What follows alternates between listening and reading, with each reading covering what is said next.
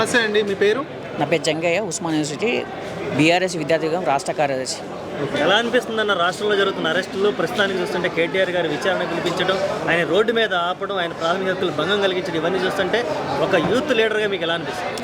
నేను ఏమంటున్నా అంటే రేవంత్ రెడ్డికి పరిపాలన చేయడం చేతగాక, ఓన్లీ 6 గ్యారెంటీలు అమలు చేయడం చేతగాక, ఓన్లీ డైవర్షన్ పాలిటిక్స్లో భాగంగా ప్రజలకు ఏం చెప్పాలో తెలియక ప్రజలలో ఎక్కడ పిలిచినా కానీ వాని పేరు చెప్తలేరు.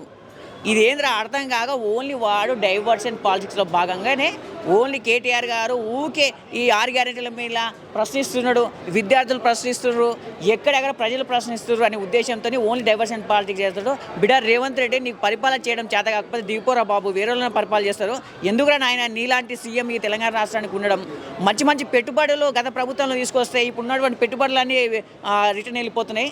వెంటనే సీఎం రేవంత్ రెడ్డి తెలంగాణ రాష్ట్ర సమాజానికి మొత్తం క్షమాపణ చెప్పాలని మేము ఉస్మాన్ యూనివర్సిటీ విద్యార్థిగా డిమాండ్ చేస్తున్నాం. ఈ నెలలో 3 దేశ పర్యటనలు ఉన్నాయి కదా, విదేశీ పర్యటనలు ఉన్నాయి కదా, దీన్ని మీరు ఎలా చూస్తున్నారు?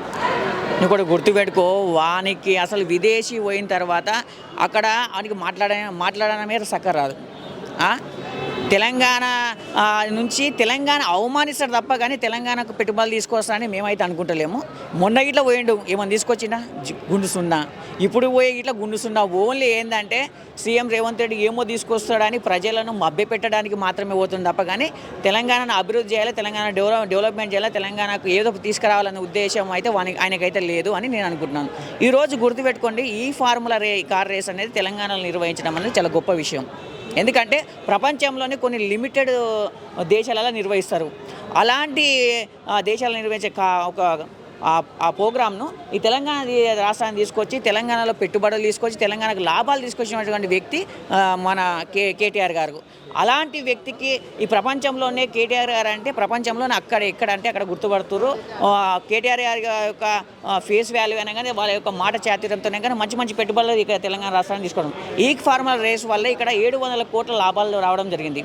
ఈరోజు ఈ ఫార్ములా కార్ రేస్ నిర్వహించడం చేతగాక ఇప్పుడు ఇక్కడ పక్కన తన కాంగ్రెస్ మిత్రపక్షమైనటువంటి ఇప్పుడు తమిళనాడుకు పోయింది.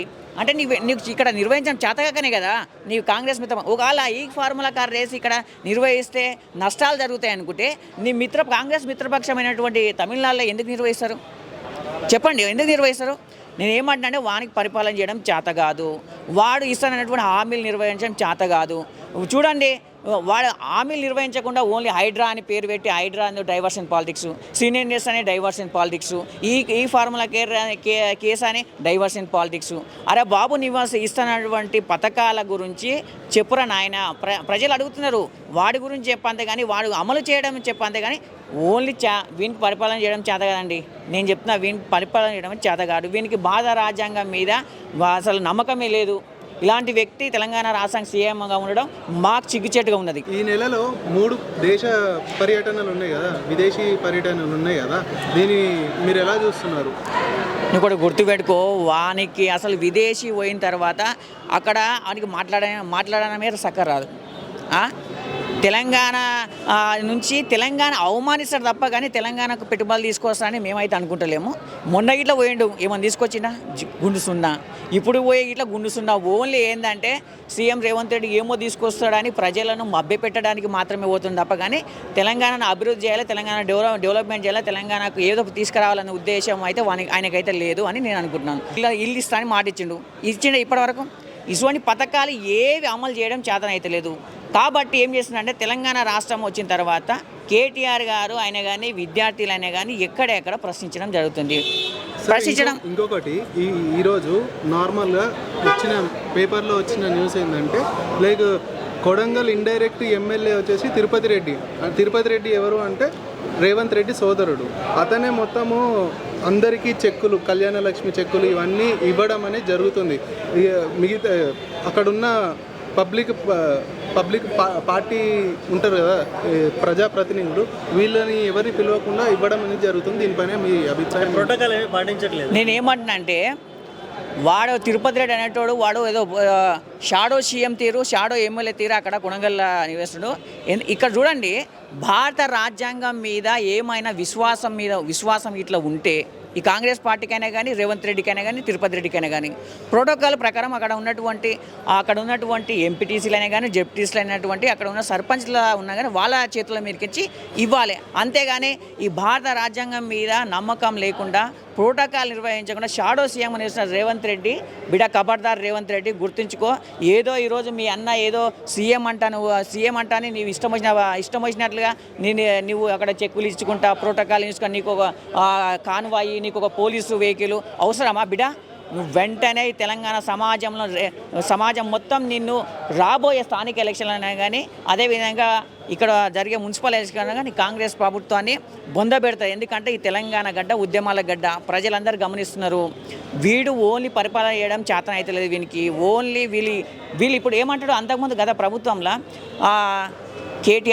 కేసీఆర్ గారి ఫ్యామిలీ మొత్తం కేసీఆర్ వాళ్ళది. మరి ఇప్పుడు ఏందిరా మరి ఇది నీ అన్న ఏం చేస్తున్నాడా? అసలు వాడు ఇవ్వడు ఇంతకు తిరుపతి అంటోడు ఇవ్వడు. వానికి ఏం అర్హత ఉన్నది అక్కడ చెక్కులు పంపించడానికి? వానికి ఏం రైట్ ఉన్నది? వాడు ఏ పదవిలో ఉన్నాడు అని ఇస్తాడా? అది అంటే ఓన్లీ ఇక్కడ సీఎం రేవంత్ రెడ్డి ఫ్యామిలీ నడిపిస్తుందా తెలంగాణ రాష్ట్రంలో? ఇటువంటి విషయాలల్లో తెలంగాణ సమాజం మొత్తం చూస్తున్నది. వెంటనే తెలంగాణ సమాజం మొత్తం రాబోయే ఎలక్షన్లో కాంగ్రెస్ పార్టీకి రేవంత్ రెడ్డికి తగిన బుద్ధి చెప్తుంది. ఈరోజు చూడండి తిరుపతి రెడ్డి ఏమో ఆడ ప్రోటోకాల్ లేకుండా ఇస్తున్నాడు, వాళ్ళ తమ్ముడు ఇంకో తమ్ముడు ఏమో రియల్ ఎస్టేట్ దందాలు చేస్తున్నాడు. అంటే ఈ తెలంగాణ రాష్ట్రంలో కాంగ్రెస్ ప్రభుత్వం వచ్చిన తర్వాత only CM Revanth Reddy family ఇది నడిపేయాలనుకుంటున్నారు, దందాలు చేయాలనుకుంటున్నారు. దందాలు చేయడానికి ఈరోజు ప్రభుత్వం వచ్చిందా? బిడార్ రేవంత్ రెడ్డి వెంటనే నువ్వు తెలంగాణ సమాజానికి క్షమాపణ చెప్పాలి. 6 గ్యారెంటీలు అమలయ్యే వరకు మేము ప్రశ్నిస్తాం. ఎన్ని కేసులు పెట్టినా భయపడమని మేము ఉస్మాన్ యూనివర్సిటీ విద్యార్థిగా రేవంత్ రెడ్డి డిమాండ్ చేస్తున్నాం. ఫైనల్గా టీజీ నుంచి టీఎస్కి షిఫ్ట్ అయింది కదా, ఇలా చేయడానికి 1000 కోట్లు ఖర్చు చేశారు. ఇప్పుడు ఖర్చు చేయనున్నారు కాంగ్రెస్ ప్రభుత్వం. దీనిపైన మీ అభిప్రాయం? నేనేమంటున్నా, తెలంగాణ ఉద్యమంలో వీడు లేడండి. రేవంత్ రెడ్డి అనేటోడు తెలంగాణ ఉద్యమంలో లేడు. వానికి వాని పేరు కనబడది. ఆ ఉద్దేశంతోనే ఈరోజు ఎక్కడ చూసినా కానీ కేసీఆర్ గారి పేరు, కేటీఆర్ గారి పేరు, హరీష్ రావు పేరు, ఉస్మాన్ యూనివర్సిటీ విద్యార్థుల పేరు, అప్పుడు తెలంగాణ ఉద్యమంలో ఉన్నటువంటి మేధావుల పేర్లు కనబడతాయి. కానీ ఈ రేవంత్ రెడ్డి గారి పేరు ఎక్కడ కనబడది. ఆ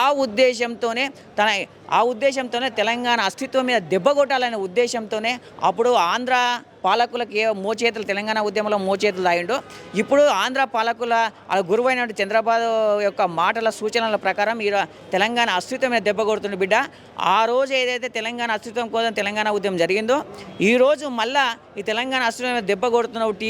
టీఎస్ తీసుకొస్తున్నావు, తెలంగాణ తల్లి విగ్రహంలో మార్పులు తీసుకొస్తున్నావు, తెలంగాణ గీత మీద మార్పులు తీసుకొస్తున్నావు. ఈ తెలంగాణ అస్తిత్వాన్ని దెబ్బ కొట్టాలని ఇటువంటి చర్యలు తీసుకొస్తున్నావు. ఈరోజు చూడండి, అప్పుడు ఆంధ్ర ఉమ్మడి రాష్ట్రంలో మంచిగా ఉందని మొన్న మాట్లాడిండు రేవంత్ రెడ్డి. సిగ్గుశరం ఉందా వీనికి ఏమన్నా? తెలంగాణ ఈరోజు వీడు ముఖ్యమంత్రి అవుతున్నా తెలంగాణ రాకపోతే ఇంత సోయి గిట్ల లేదు. తెలంగాణ అంటే వీనికి ఇష్టం లేదండి. నిజంగా చెప్పాలంటే తెలంగాణ రాష్ట్రం ఏర్పడడం సీఎం రేవంత్ రెడ్డి గారికి ఇష్టం లేదు. ఓన్లీ ఉమ్మడి రాష్ట్రంలోనే మంచిగా ఉంటుందని చెప్పడం ఏమన్నా చేయాలి. వెంటనే ఈ వాక్యాలను వెంటనే వాపసు తీసుకోవాలి. తెలంగాణ ఉద్యమకారులకు, తెలంగాణ సమాజానికి రేవంత్ రెడ్డి క్షమాపణ చేసి నేలకు ముక్కుకు రాయాలని మేము ఉస్మాన్ యూనివర్సిటీ విద్యార్థిగా ఉద్యమకారుగా డిమాండ్ చేస్తున్నాం.